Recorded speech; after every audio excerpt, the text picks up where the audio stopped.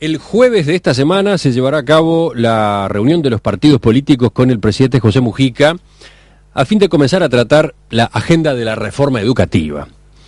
El documento base fue presentado el lunes por el Ministerio de Educación y Cultura, la ANEP y la Universidad de la República, pero casi de inmediato empezó a recibir críticas de blancos, colorados e independientes.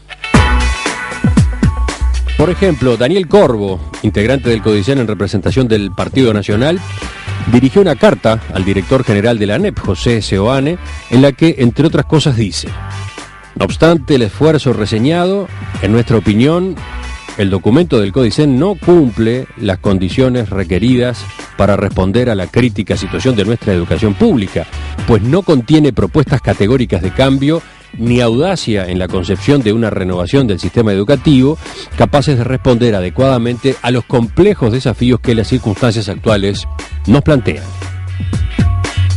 Justamente teniendo en cuenta ese tipo de cuestionamientos y por otro lado la postura de algunos sindicatos de profesores que defienden la autonomía a ultranza, ¿qué puede pasar con el acuerdo multipartidario que se pretende? Vamos a explorar esta pregunta en los próximos minutos. Vamos a conversar en nuestra entrevista central con el consejero Daniel Corvo.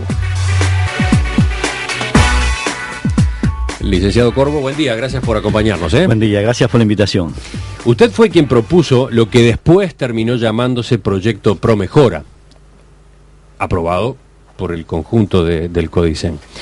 ¿Qué análisis hace del rechazo que el proyecto generó a nivel sindical, tanto de la Federación Nacional de Profesores como en ADES Montevideo, y también el rechazo que se dio en el Consejo de Educación Secundaria? Bueno, a ver, nosotros, como ustedes saben, somos representantes de la oposición, digamos, allí en el Codicen, y como representante de la oposición podríamos perfectamente haber tomado el camino de denunciar la mala situación de la educación pública. Podríamos hacer una fiesta planteando las cosas que funcionan mal, ¿verdad?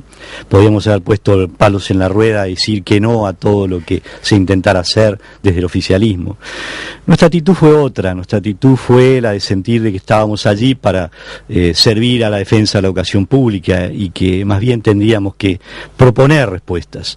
Como opositores también tratar de incidir por la vía, digamos, de iniciativas, de proyectos que significaran decir, estamos mal, nosotros tenemos estas ideas, junto a otras ideas que pongan otros, vemos si podemos cambiar esta situación y hacer algo mejor. Esa ha sido nuestra intención, pero está visto que, como ha ocurrido en los últimos 25 años, cada vez que se presenta un proyecto de cambio, un proyecto de transformación, los mismos actores, los mismos grupúsculos sindicales se encargan de poner freno, de impedir que eso funcione. Pero el problema es ese proyecto de cambios o es el hecho de que lo impulsó usted, casualmente consejero, representante de la oposición.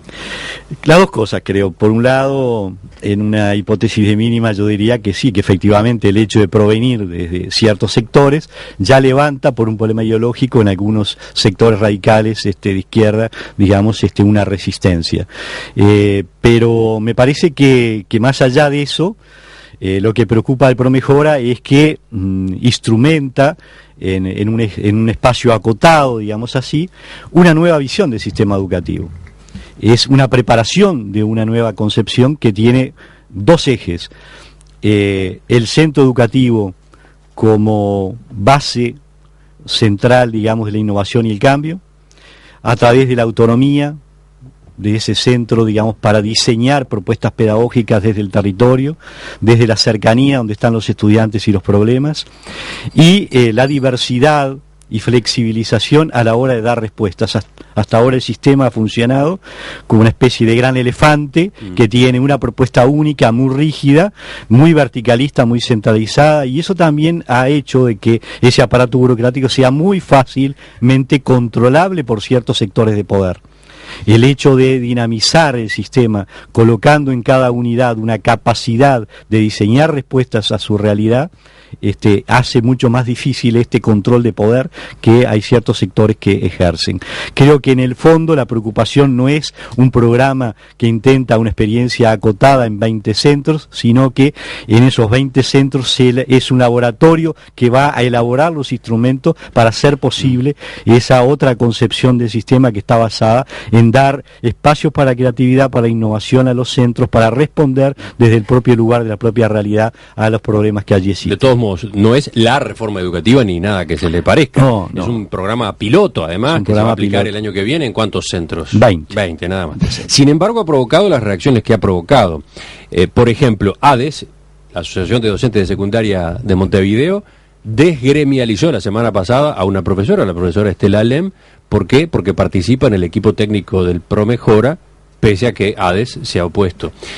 ¿Cómo observa ese tipo de respuesta?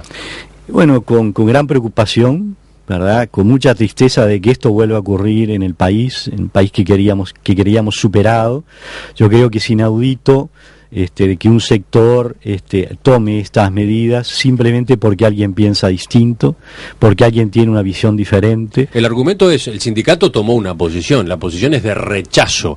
Si alguien está afiliado al sindicato, tiene que acatar, porque esa es la posición del gremio. No, yo creo que hay dos... Así lo defendió, por ejemplo, el dirigente Juan Castillo del PIT-CNT este fin de semana. Sí, que bueno, no cuestionó la expulsión. Es una mirada, Juan Castillo es del Partido Comunista, es una mirada, un pensamiento único, acostumbrada, digamos, a una visión uniforme, una visión verticalista, centralista, digamos, de que hay una sola concepción y las que están en contra hay que destruirla, rechazarla, en este caso desgremializarla, ¿verdad? Nosotros obviamente tenemos un pensamiento democrático que por esencia es un pensamiento plural.